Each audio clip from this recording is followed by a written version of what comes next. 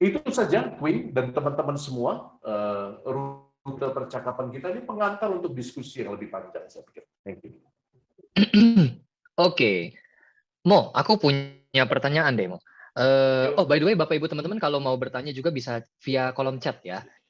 Chat ke Q&A Anne. Nanti akan dibacakan sama timku ya pertanyaan yang udah masuk.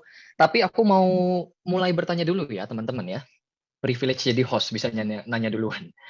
Aku mau nanya gini, Mo. Kalau soal kita ngomong pelayanan gitu ya, pelayanan atau kita berusaha mencapai kekudusan dalam konteks kita sebagai umat Katolik, umat Kristiani.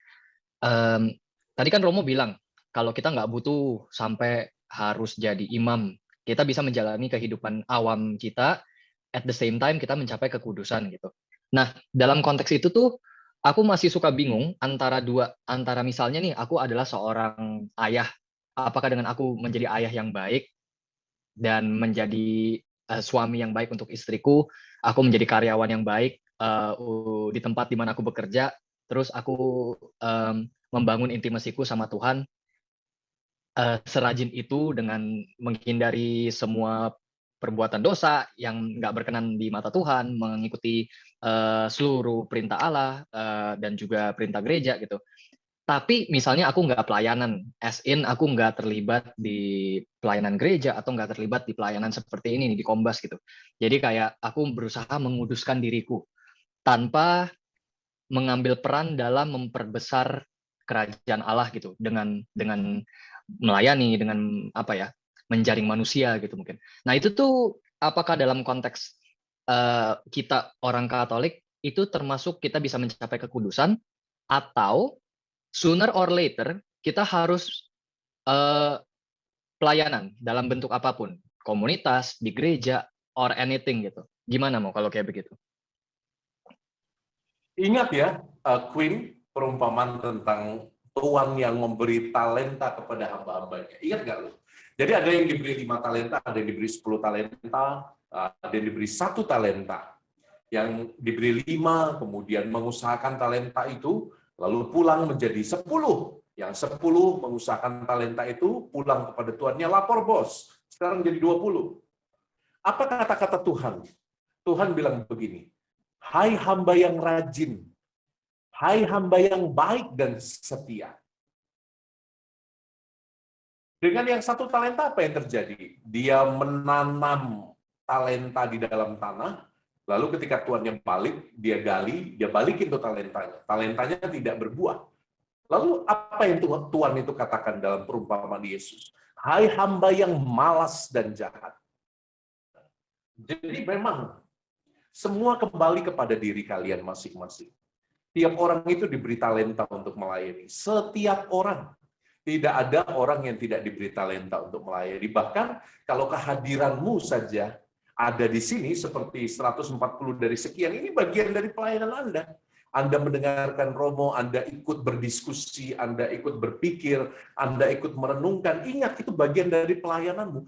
Kehadiranmu saja sudah merupakan pelayanan. Jadi jangan pikir bahwa saya harus do something great gitu ya. Jadi semua kembali kepada Anda. Ada orang-orang yang memang dalam porsinya bisa melayani lebih. Ada yang diberi 5 talenta.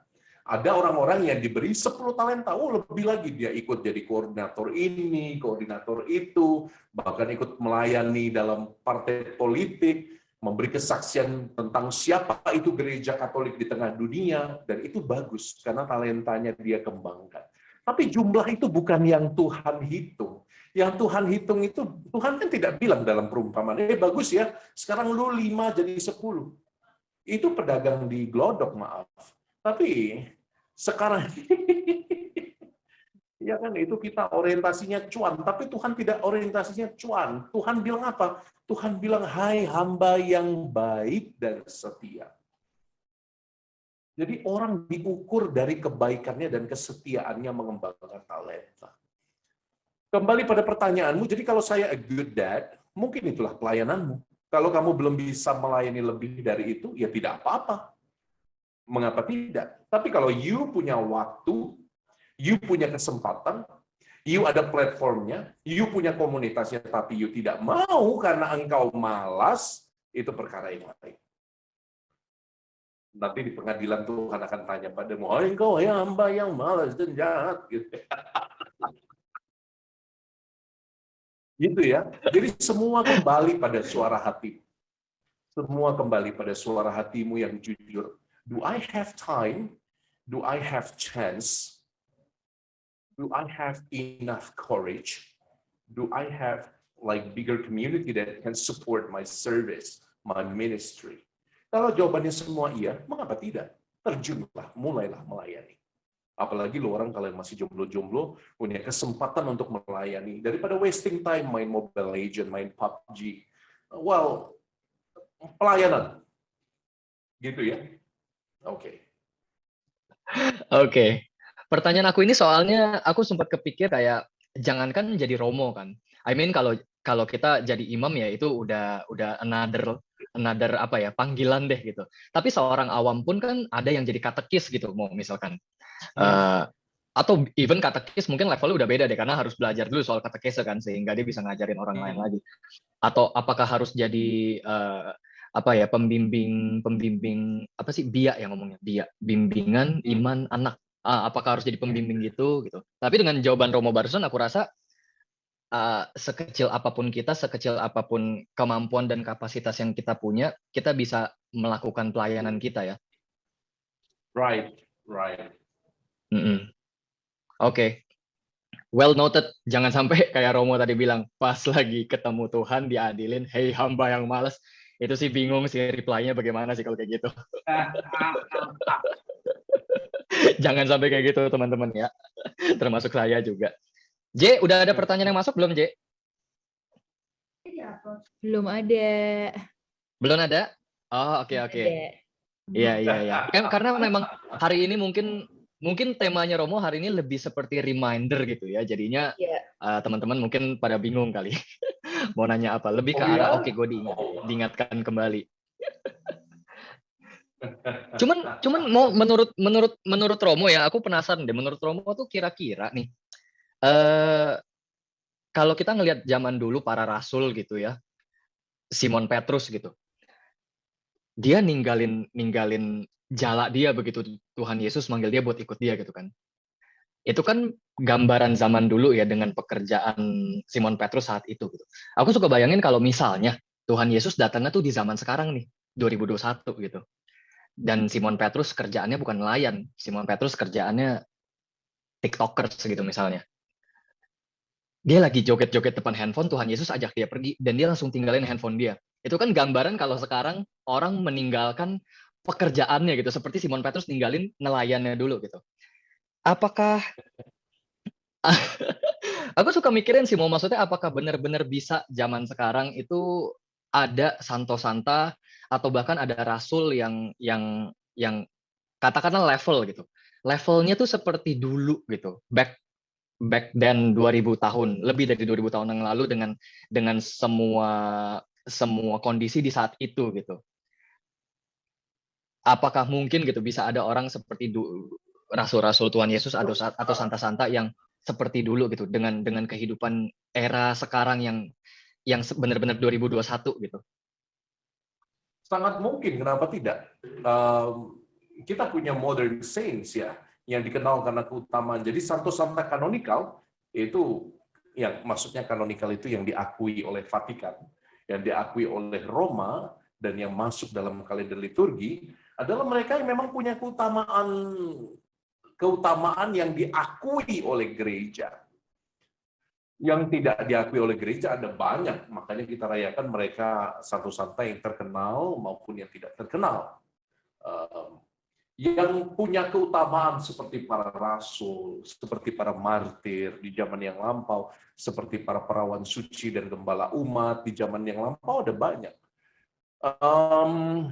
Yang menyentuh saya justru bukan ini ya, bukan mereka yang datang dari kaum hierarki ya. Kalau itu sih sudah layak dan sepantasnya menurut saya seorang romo, suster, bruder, frater menjadi kudus itu sudah kayak relnya gitu ya. Tapi yang mengagumkan saya misalnya orang tua dari Santa Teresia, karena Yesus, baik suami dan istrinya baru saja diangkat menjadi santo dan santa. yang mencerminkan keutamaan orang tua yang mencintai anak dan membimbing iman anaknya. Santa Teresa dari Lisieux mencatat bahwa Santa Teresa dari kanak-kanak Yesus, Yesus mencatat bahwa pengaruh cinta ayah begitu kuat dalam dirinya. Dia merasakan intimasi dengan Bapa surgawi karena melihat sosok ayah yang penuh cinta dan pengorbanan. Dan jalannya itu kadang-kadang tidak mudah ya. You kan tahu kisahnya orang tua Santa Teresa dari kanak-kanak Yesus itu. Istrinya meninggal, anaknya meninggal, bapaknya lalu hampir depresi. Tapi itulah jalan kekudusannya. Itulah jalan pemurniannya. Dan yang seperti inilah yang kita temukan sebagai keutamaan. Sama seperti kalau kamu bilang tadi, Santo Petrus meninggalkan segalanya lalu mengikuti Yesus. Ada orang-orang yang adalah awam, rela meninggalkan segalanya dan mengikuti Yesus.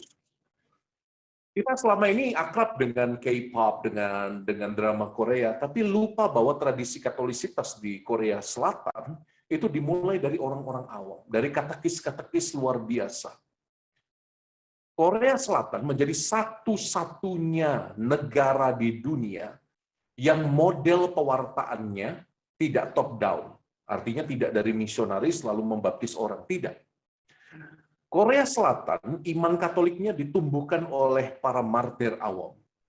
Dan itu luar biasa menurut saya. Mereka sangat kuat ketika para misionaris datang, rupanya sudah ada komunitas Kristiani yang saling membaptis, katekis membaptis anak-anak mereka, mengajarkan doa salam Maria secara diam-diam. Karena memang dianggap agama Barat itu bertentangan dengan tradisi Konfusian pada waktu itu, zaman kerajaan.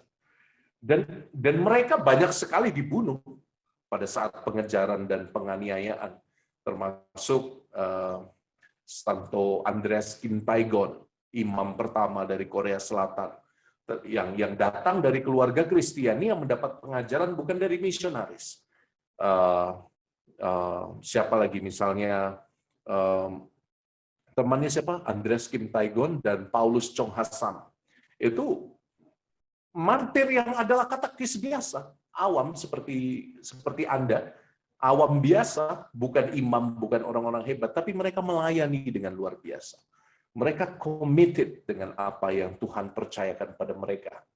Nah, kita sekarang ini kehilangan itu ya, mungkin ya. Kehilangan keutamaan komitmen itu. Mungkin karena kita sudah terlalu nyaman ya.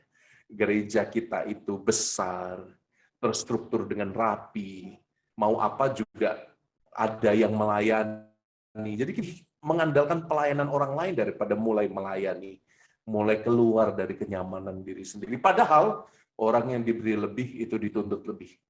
Kalau Anda diberi kasih dengan lebih, maka Anda harusnya merasakan tuntutan lebih juga untuk melayani sesama. Itu jawaban Romo. Sorry Mo, tadi yang di Korea saling membaptis berarti udah imam gitu kah? Bisa saling baptis Enggak. jadinya atau? Enggak, awam itu boleh membaptis. Bahkan yang Islam juga boleh membaptis dalam kondisi darurat. Kenapa kamu bingung? Oh, Tidak harus imam yang membaptis. Menjadi harus imam yang membaptis kalau itu dalam kondisi yang normal, seperti harus ada pengajaran, nanti romonya akan membaptis, diakon membaptis gitu ya. Tapi dalam baptisan darurat misalnya, dalam kondisi di mana ada penyesahan, ada pengejaran, bahkan di dalam kondisi darurat maut, seorang Islam pun boleh membaptis, seorang Buddha pun boleh membaptis asal rumusannya benar. Aku membaptis engkau dalam nama Bapa dan Putra dan Roh Kudus, karena dia membaptis dengan intensi gereja, bukan karena dia sendiri dibaptis. Oke, jadi awam pun boleh membaptis dalam keadaan khusus, terutama dalam keadaan darurat. Baru dengar ya lu ya? Berarti kurang banyak belajar. Mesti belajar lebih berarti. Di rumah sakit Katolik misalnya, di rumah sakit Katolik itu para perawat yang non Katolik itu diajarkan untuk kalau ketemu kasus di mana Romo tidak bisa dipanggil atau orang beriman Katolik lainnya jauh tidak bisa dipanggil, mereka dilatih untuk membaptis, cara membaptis yang dalam sakratul maut. Dan boleh. Oke, oke. Yang penting formanya ya, yang apa? Formanya benar ya, atau gimana sih? Forma dan material Hmm, harus hmm, air. hmm, hmm. Oke. Dari jawaban Romo barusan berarti kita harus ingat kalau ngomong Korea nggak cuma K-pop, drakor, tapi ada satu lagi, Oh Sankor. yes, betul. Ada Santo Korea, Santo Ya, Santa Korea. betul. Santo Santa Korea, betul. Dan mereka luar biasa itu. Cintanya pada Yesus Kristus luar biasa. Waktu saya di Oke. US itu komunitas Korea itu sangat kuat sekali. Um, tapi saya belum menemukan gereja Indonesia yang khusus di mana ya di Amerika ya. Uh, percakapan yang lain. Silakan, ada pertanyaan? Ada J, Romo. ada J?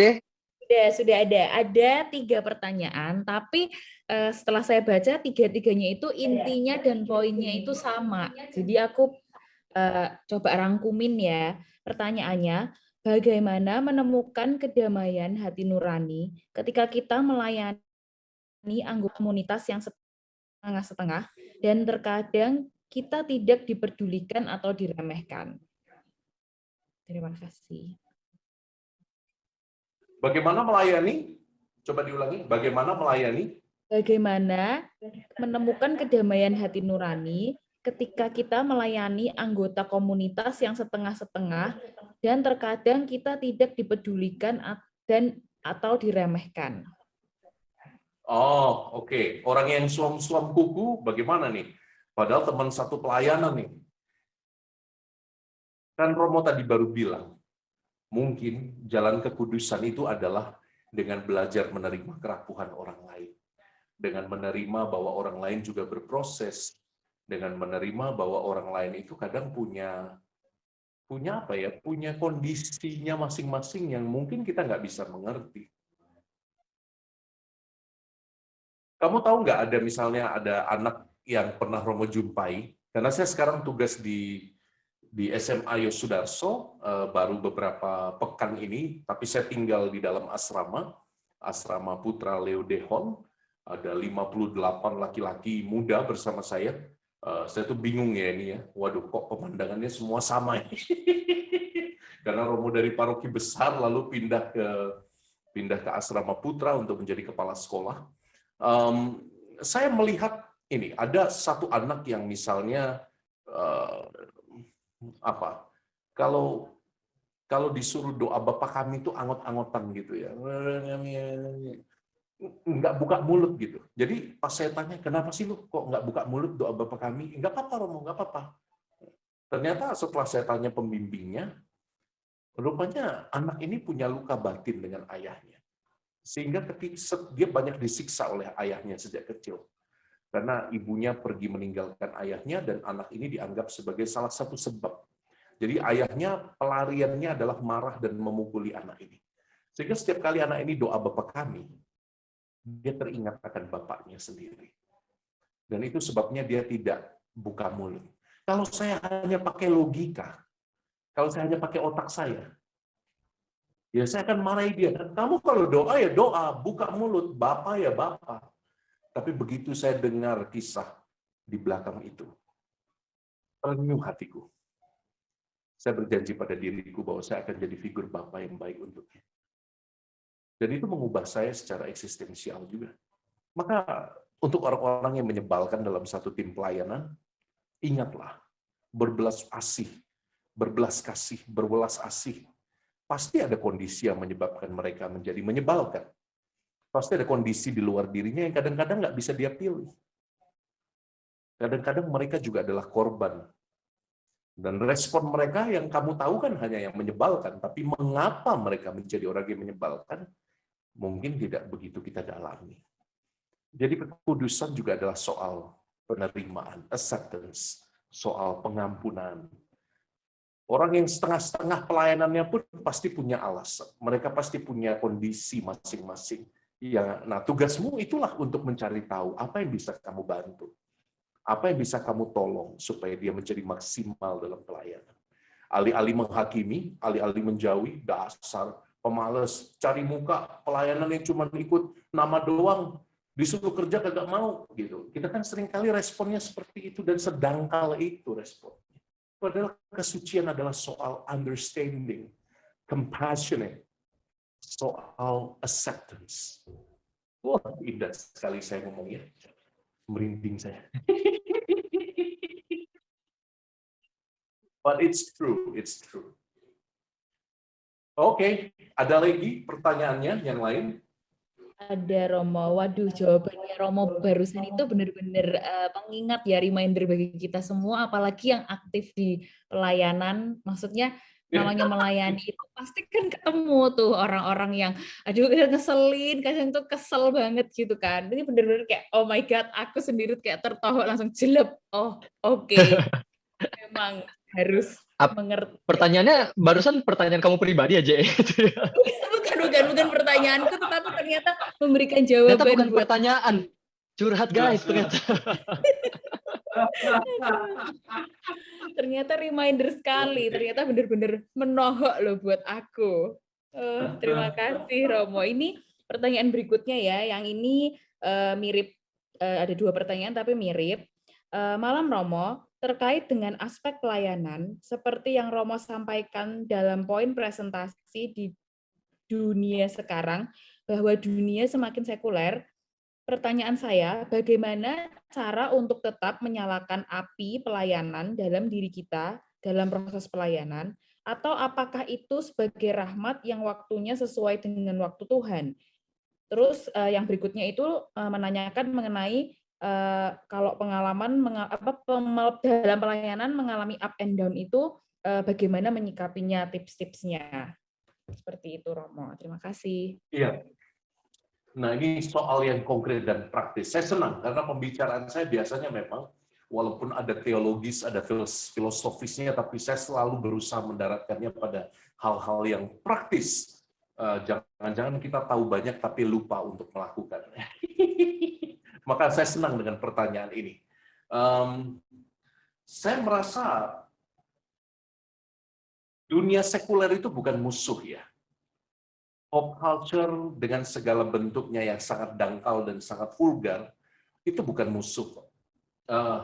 Mungkin pendekatan saya terlalu positif terhadap dunia.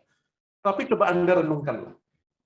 Daripada menganggap dunia itu sebagai musuh, mungkin kita dipanggil untuk menyucikannya. Mungkin kita dipanggil seperti Allah yang turun menjadi manusia ke tengah kita. Kita dipanggil untuk apa? Untuk terjun dan menguduskan dunia dengan karya dan doa kita. Dunia sekuler sekarang memang makin apa ya?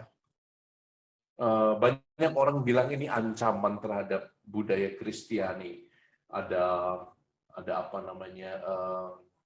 Kalau di Amerika terkenal juga ada political correctness, orang bahkan tidak boleh lagi menyuarakan kebenaran karena kebenaran itu penuh dengan bias. Jadi saya tidak boleh membawa nama Tuhan.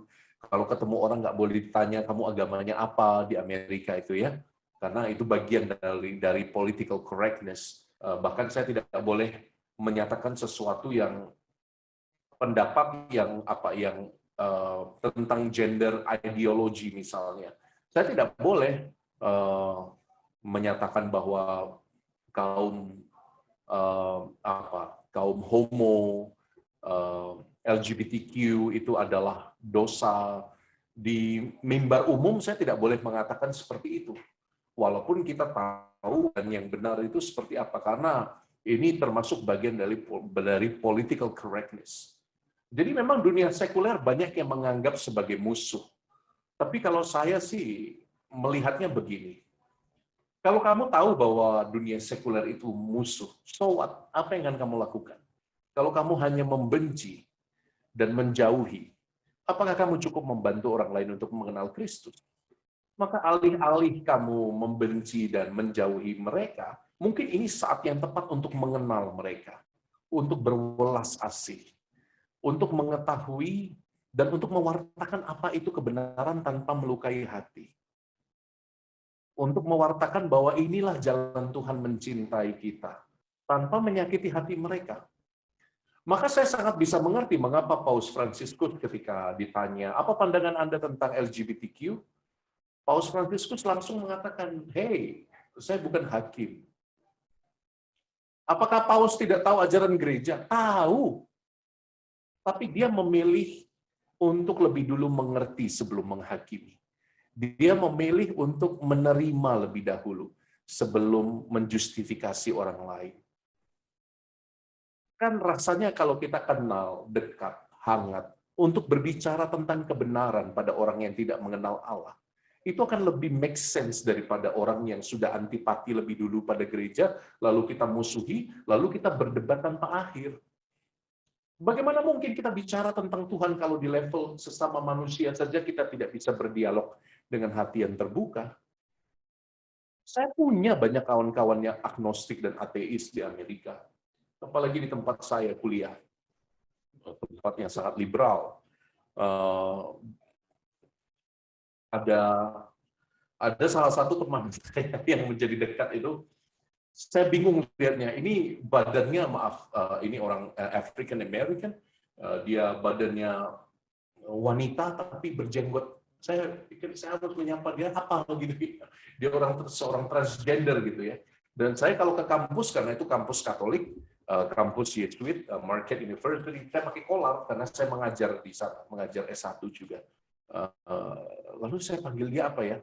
Saya panggil dia him salah, bentuknya perempuan, tapi leher ke atas jenggotan. Saya mau manggil apa?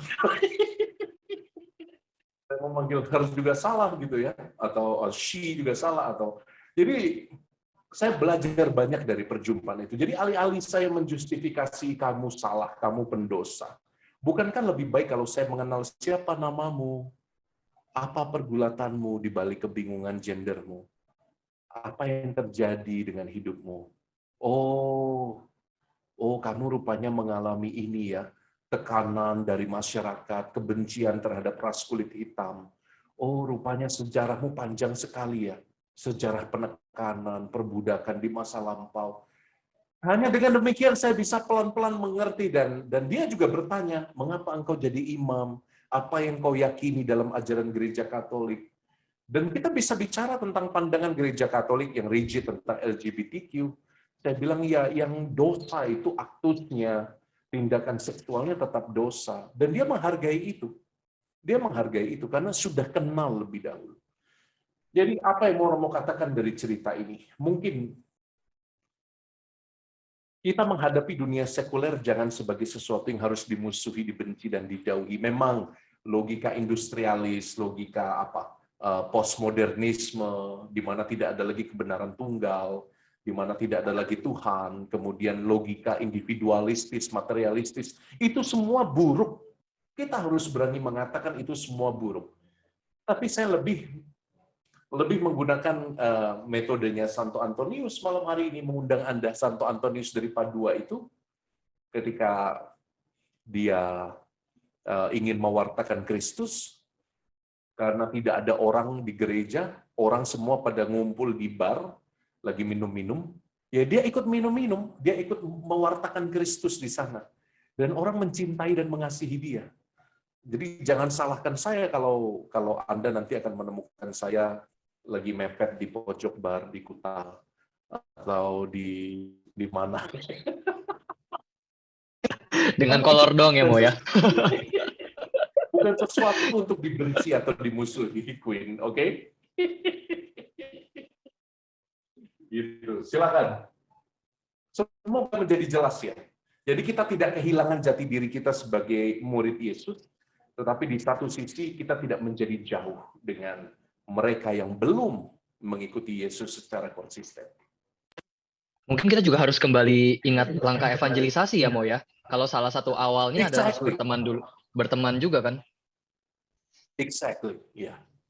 Yeah. Exactly, itu langkah pertama. Menjadi sahabat.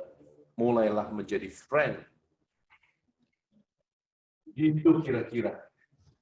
Semoga Anda tidak capek mendengarkan saya ya. Waduh, berapa orang ini? 137, mantap jiwa. Saya merasa berdosa karena percakapan saya seperti kurang bermutu ini. Saya membawakan sesuatu yang tidak teologis secara mendalam atau tidak filosofis, tapi saya suka dengan tema-tema praktis. Saya suka dengan tema-tema yang akhirnya mendaratkan kita pada refleksi tentang menjadi manusia dan menjadi anak Allah. Justru mutu sih menurut aku sih, karena seringkali ada banyak orang, aku yakin seperti aku yang mikir kalau untuk jadi kudus itu tuh susah kayak harus jadi imam atau harus jadi katekis gitu. Jadinya cenderung kita akhirnya malah malah apa ya, merendahkan diri kita dalam tanda kutip, karena kita mikirnya oh apa yang gue lakuin nggak akan bisa sampai di level kekudusan para katekis atau gitu. Tapi dengan penjelasan Romo barusan, ternyata even talenta kita cuma satu pun kita bisa bisa jadi kudus juga, kita bisa pelayanan juga. Jadi aku rasa justru ini tema yang sangat berbobot sih Mo, untuk kami jalankan sehari-hari.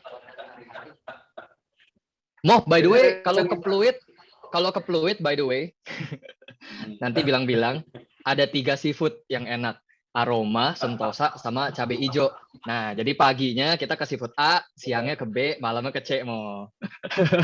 Kolesterol Romonya kali, Queen. Dia yang mau tadi, katanya dia mau seafood di Pluit. Gue hanya melayani, ini bentuk pelayanan nih. Ada pertanyaan lagi nggak, Jen? Ada, Romo. Nah, ini pertanyaannya seperti ini, Romo. Selamat malam, Romo. Pertanyaan yang agak sedikit mengganggu pikiran nih, sih, Mo. Seorang wanita yang harus berjuang untuk kehidupan keluarga atau tulang punggung sehingga harus jadi jual diri. Apakah itu juga disebut dari bagian dari kekudusan, Mo? Karena seringkali juga aku sendiri sering dengar gitu, kasihan loh dia sampai harus jadi PSK gitu misalkan. Nah, tapi kan kadang-kadang kalau kita berpikir loh, kan orang seharusnya bisa memilih nih, mau jadi PSK atau misalkan kalau kita ngomong jadi ART gitu. ART kan juga istilahnya dia memang mungkin pekerjaannya dipandang mungkin sedikit sebelah mata, tapi yang dia lakukan itu oke loh, daripada kalau pandangan mata saya jujur ya mendingan jadi ART toh daripada jadi PSK gitu. Nah, tapi kan seringkali ada orang berpendapat bahwa kasihan banget dia demi menghidupi keluarganya harus menjual diri. Nah, bagaimana ini menurut Romo? Terima kasih. Jadi sebuah tindakan disebut dosa kalau mengikuti 3 ini.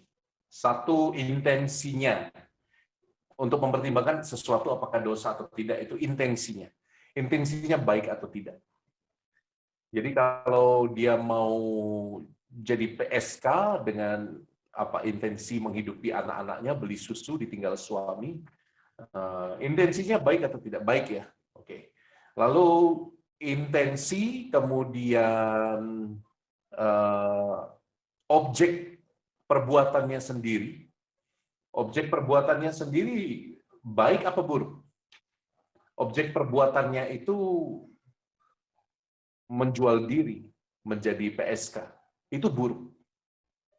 Karena kekudusan Allah harus dijaga melalui kekudusan tubuh.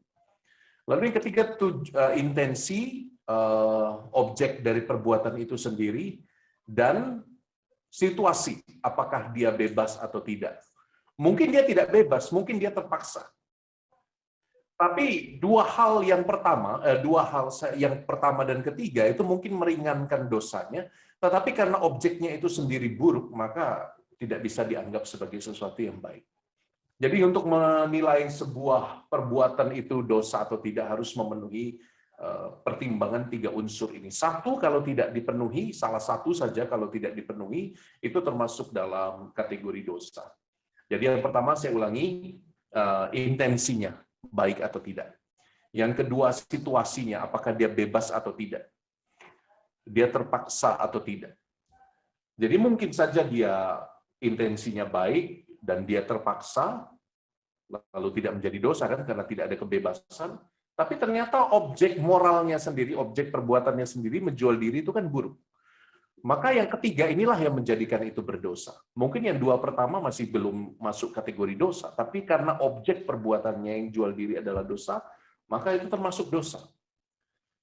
Nah, kalau kita bilang dosa, itu kita bilang kita berbicara dalam level moralitas. Makanya ada pertimbangan moral. Setidaknya 3 yang dijelaskan oleh Romo tadi. Tetapi dalam level kemanusiaan, pertanyaannya bukankah apa dia dosa atau tidak? Pertanyaannya, sejauh apa aku bisa membantu dia? Sejauh apa aku terpanggil untuk menolong? Sejauh apa aku bisa meyakinkan dia untuk keluar dari sana? Karena kalau engkau hanya merasa kasihan, lalu engkau mengatakan, oke, mungkin itu jalan yang harus dipilih, engkau juga berdosa, men. Karena kitab suci katakan, kalau engkau tahu saudaramu berbuat dosa, tapi kau tidak menegurnya, kau juga masuk dalam dosa itu. Kau juga menanggung dosa itu. Maka kalau dalam level moral kita mengatakan dia berdosa, ya dia berdosa. Tapi lebih dari itu dalam level iman, Tuhan akan bertanya, apa yang kau buat kepada saudaramu yang menderita itu? Apa yang sudah kau lakukan? Apakah kau ingatkan dia? Apakah kau tolong dia? Apakah kau berikan jalan? Atau kau biarkan saja, lalu kau menuduh dia, ih perempuan jahat, gitu. Oh man, itu pertanyaan refleksi kembali untuk kita. Saya pernah, ketika saya proyek sosial tingkat 4 ya, sekitar saya frater tingkat 4, itu saya harus menginap di di Brothers, di pinggiran kota Solo. Saya menginap di daerah PSK. Kebetulan yang paling murah itu tinggal di sana. Jadi kita 5 orang menjadi buruh di pabrik. Gila, saya putih, bersih, berkilau seperti ini disuruh jadi buruh. Coba bayangkan waktu itu ya. Banyak orang tidak percaya bahwa saya buruh, dikiranya anak bos sedang menyamar gitu waktu itu. Jadi, tapi ya saya tinggalnya dekat pabrik di kawasan lampu merah, Red District, dan kanan kiri kami ya itu kupu-kupu malam itu. Bayangkan 5 frater tidur satu kamar, tetangganya kupu-kupu malam. Jadi kita balik sore, mereka baru keluar cari pelanggan. Kita lagi enak-enak tidur, kanan kiri bekerja dengan suara-suara yang membuat bulu kuduk merinding ya. Jadi, dan itu pengalaman nyata. Itu minggu pertama kami masih cekikikan ya. Tapi semakin kami tinggal di sana, semakin kami mendengarkan suara itu, sebetulnya jeritan mereka dalam diam. Kami mulai berkenalan dengan mbak-mbaknya, karena tiap pagi kan kita ketemu. Tiap pagi mereka kuliah, coba bayangin. Mereka ada yang kuliah di dekat-dekat situ, ada yang kerja, dan akhirnya sharing. Jadi mereka pada pakai anduk dililit itu, para frater matanya disipit-sipitin supaya tidak melihat terlalu jelas gitu ya. Lalu mulai sharing tentang hidup, mulai saling kenal. Tapi karena kami tidak bisa membantu, kami tidak bisa menolong, maka kami tidak menghakimi. Ya, that's life ya. Kadang-kadang ada yang di luar jangkauan kita. Tapi poin yang Romo mau katakan adalah, pertanyaannya bukan apakah dia dosa atau tidak. Pertanyaannya, kalau you tahu dia bergulat dan you tidak bantu, engkau berdosa atau tidak. Thank you.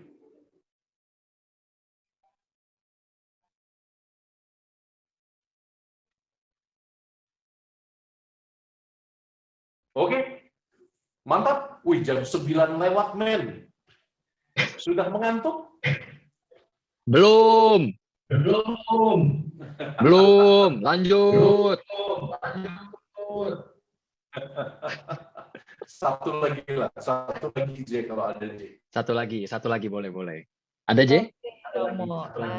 Ada sih, ada 2 pertanyaan lagi. Bentar. Ada beberapa pertanyaan sebenarnya, tapi pertanyaannya itu agak sedikit out of topic, tapi ya mungkin yang hal-hal umum, lebih ke hal-hal umum, Romo. Aku pick salah satu ya, berarti pertanyaan terakhir. Yang ini. Romo, ada yang berpendapat kedekatan kita dengan Allah dipengaruhi hubungan kita dengan orang tua kita. Bagaimana jika seseorang memiliki luka batin karena orang tuanya?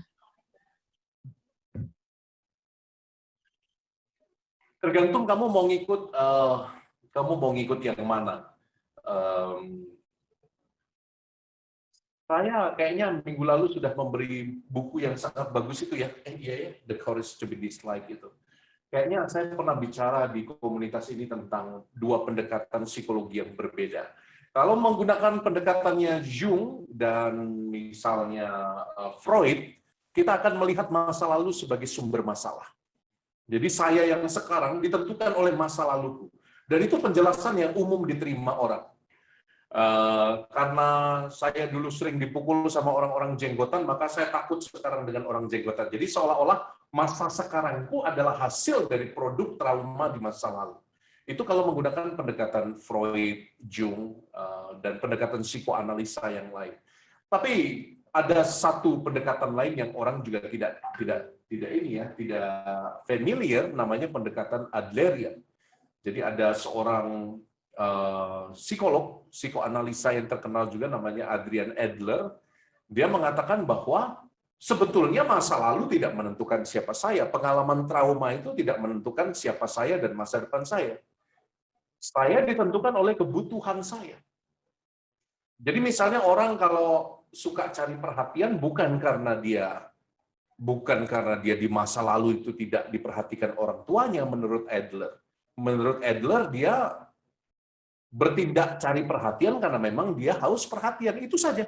Tidak usah melihat masa lalu.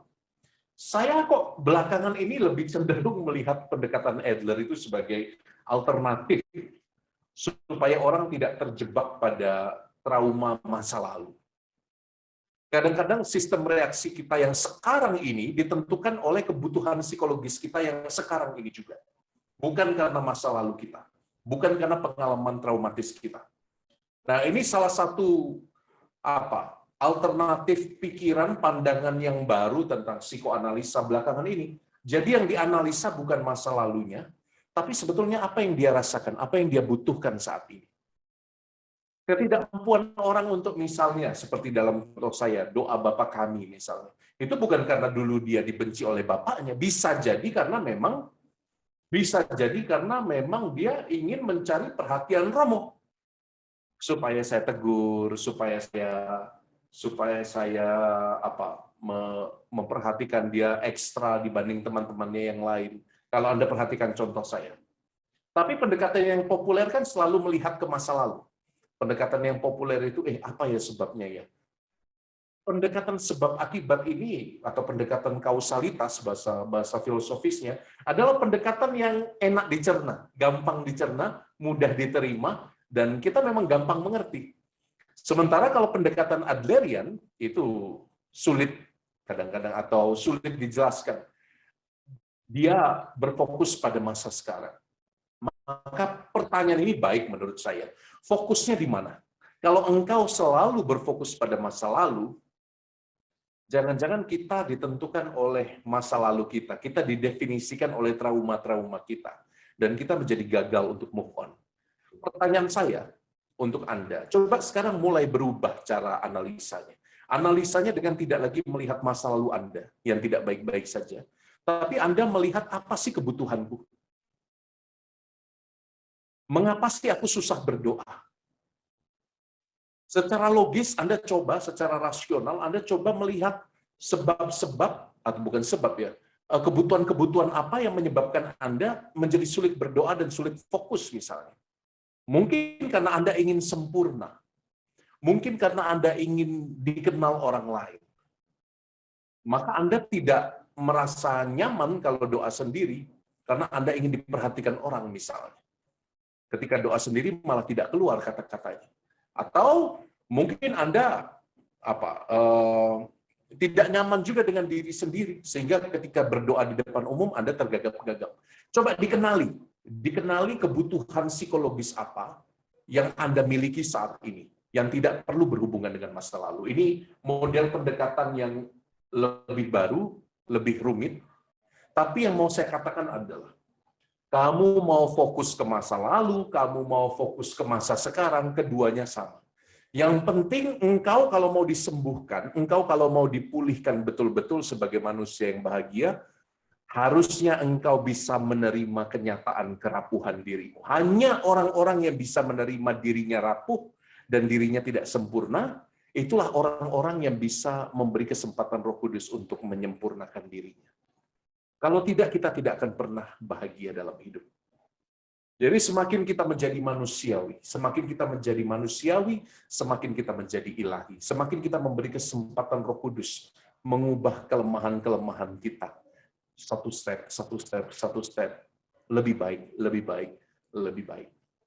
Jadi pribadi yang terpecah, baik di masa lalu dengan pengalaman-pengalaman traumatik, atau pribadi yang terpecah karena saat ini dia punya kebutuhan psikologis tertentu, itu tidak masalah selama orang akhirnya sampai pada yang namanya acceptance. Orang sampai pada yang namanya penerimaan diri. Bahwa saya bukan Superman. Bahwa jalan hidupku tidak harus sempurna. Bahwa Allah memanggilku untuk mencintai dan bukan untuk menjadi orang hebat. Kita itu sekarang ini dikuasai oleh itu loh, ilusi-ilusi self-help book itu loh. Cara menjadi kaya. Lu masuk aja Gramedia kalau nggak percaya. Cara menjadi kaya dalam 7 hari. Cara menjadi terkenal. Cara menjadi selebgram. Cara menjadi seolah-olah kebahagiaan kita ditentukan oleh apa yang kita raih, apa yang kita capai. Padahal kebahagiaan itu sederhana. Kebahagiaan itu soal mengenali kerapuhanku, mempersembahkan kerapuhanku sebagai pergulatan yang terus-menerus di altar Tuhan.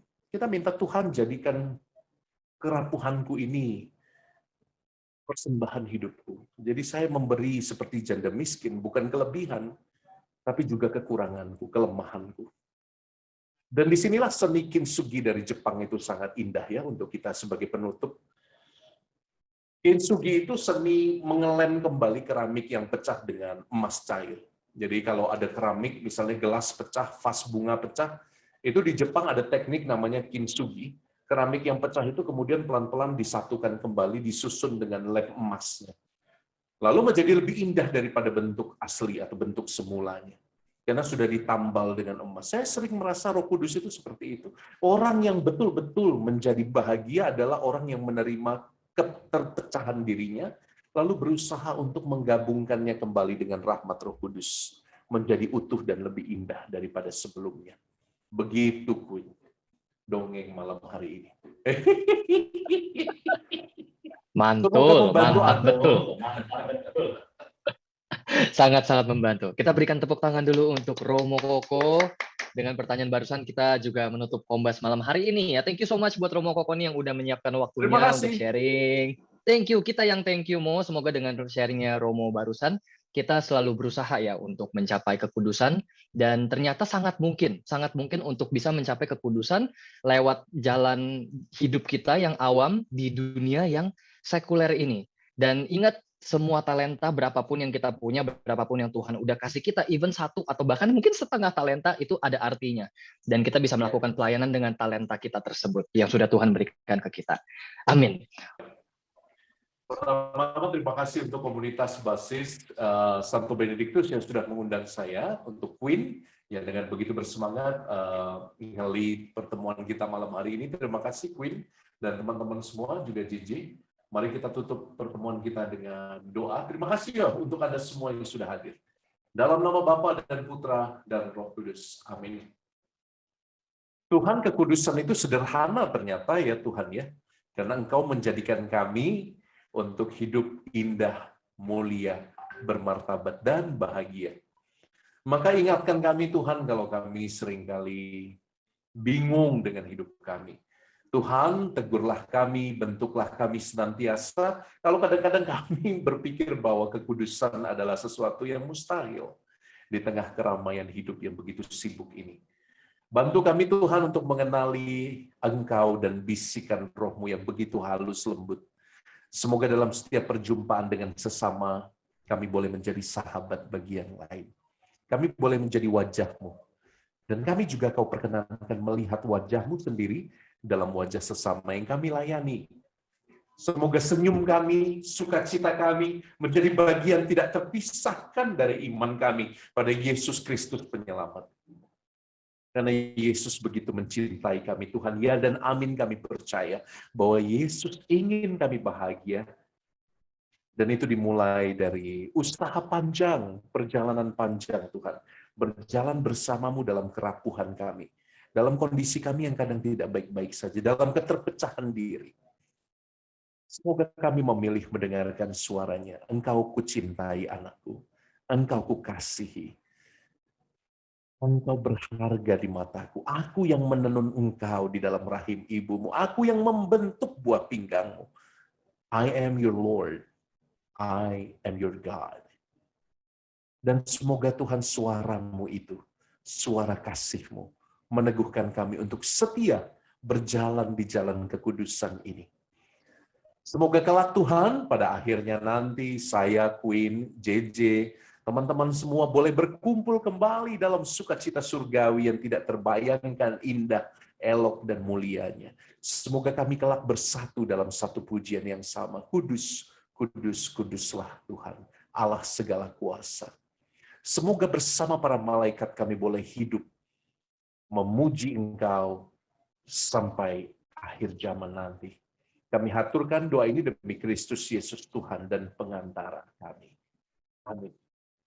Saya memberkati engkau semua dengan berkat Allah yang diturunkan atas kuasa imamat yang dipercayakan pada saya oleh Bunda Gereja dengan